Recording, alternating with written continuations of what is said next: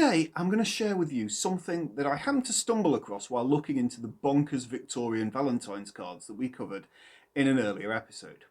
Today I'm sharing the story of Struwwelpeter, which is frankly the most bizarre and horrifying children's book I've ever come across, where naughty children are starved, disfigured, sometimes even killed.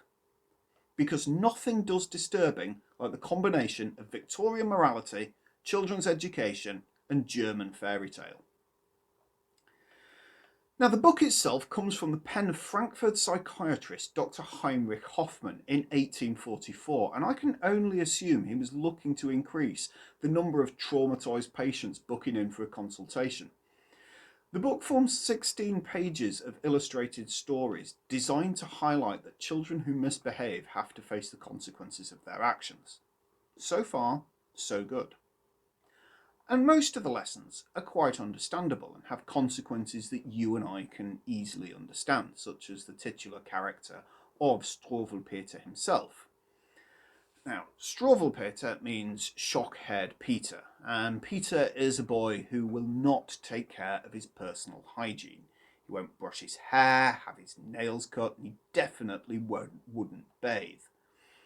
And as a result, he lives his days out being unloved, which is a harsh but truly understandable consequence of his lack of hygiene. But then they take a turn for the really bizarre and the dark. Let's take a few of these educational tales. First up is Bösen Friedrich, or Cruel Frederick, who is just plain nasty to animals. Sure, you know the sort, pulling the wings off of flies, killing birds, being nasty to kittens, etc. But one day he beats his dog mercilessly, and as a dog lover I'm right behind this because the dog turns on him and chews his foot off.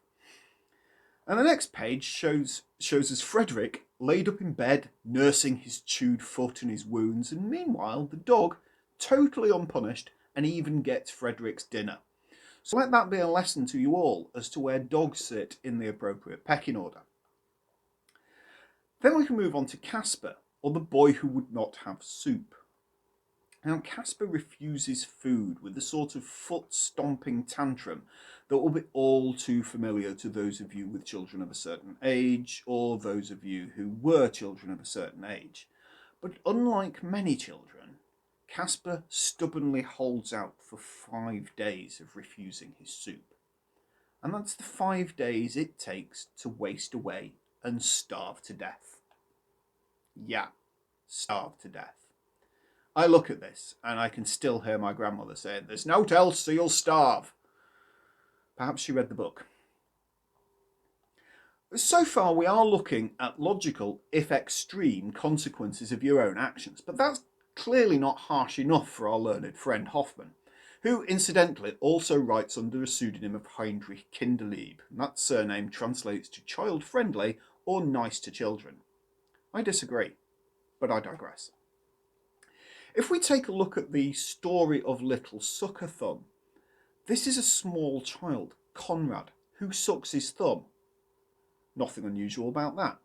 And he's warned that he should by now have grown out of sucking his thumb. But you know, he just can't resist.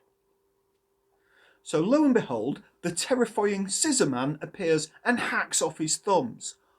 What the hell? And this is not the only gratuitous injury that's inflicted on curious and demanding children. Harriet is completely incinerated by playing with matches, and poor flying Robert merely wanted to play out in the rain. He was even sensible enough to take an umbrella out with him, but he was blown away to his death by the storm. Yeah. Now, most of the stories and lessons within could easily form the sort of childhood parables that we could see today. Although, the story about the 3 racist boys who are turned black by a wizard's magic inkwell is uncomfortable reading. The lesson might be that they should accept difference lest they find out what it's like to be a victim of such abuse, but even that lesson still displays the unacceptable racist tropes of its time. But what looks horrifying today was not exactly out of place in children's teaching in the mid-19th century. There were very much 2 schools of thought. On one side, there were the romantics, who tended to view that the child was best served by freedom, experimentation, and exploration. And the other side of the argument, the more sciencey side, which very much felt that morality had to be instilled in children as quickly and brutally as possible because it was not something that they would discover themselves. And in this, Struwwelpeter is not alone. You only have to look at Grimm's fairy tales to see that they're filled with abuse, assault, murder, and even Hans Christian Andersen writes of a girl getting her feet sliced off as a punishment. So given that background, you can see why the book was a whirlwind success in its day. And over the years, it has been reworked with improvements in illustrations and also translated into over 35 languages. The English reworking has been put in the public domain by the Gutenberg Project, so we'll put a link in that into the description. Do enjoy disturbing the hell out of your kids, won't you? Now, some of those reworkings have formed the basis of political and social satire, starting as early as 1899 with the political Struwwelpeter, and then the story of swollen-headed William to parody Kaiser Wilhelm in 1914. And of course, the Nazis are going to get the Struwwelpeter treatment in 3 editions in 1933, 1941 and 1943. The example we're showing you here is the 1941 book Struwwel Hitler by Robert and Philip Spence. They write under the pseudonym of Dr. Schrecklichkeit or Dr. Horror. In this book, we see several leading Nazis featuring in the traditional German morality stories. Cruel Frederick has been changed over to Cruel Adolf, who abuses his dog Fritz as described here. When patient Fritz in abject mood complained that he was short of food, "Be off," cried Adolf, greedy scamp, to Dachau concentration camp. Yeah.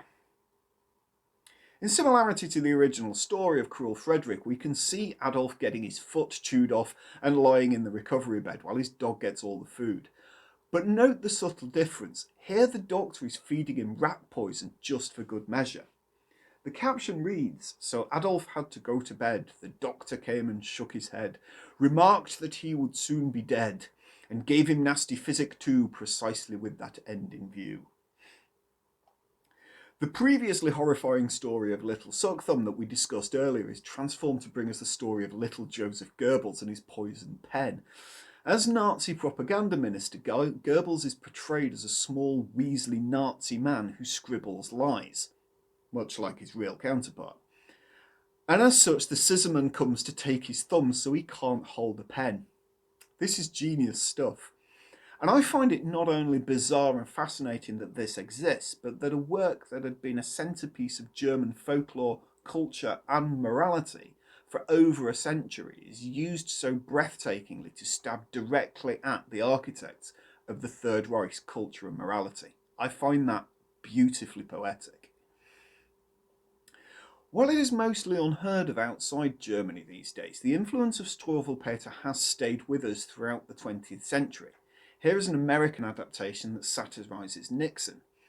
And if you combine the scruffy character of Struwwelpeter himself and combine him with the Scissorman, you get the 1990 Tim Burton classic Edward Scissorhands, which gave Johnny Depp his first leading movie role. And all of this from a 16-page children's story by a German psychiatrist. If you want to dive further into this world, then you can visit the Struwwelpeter Museum in Frankfurt, and as I mentioned before, we'll put links to the online versions of this in the descriptions and the comments. Read it, please, and don't have nightmares. Goodbye.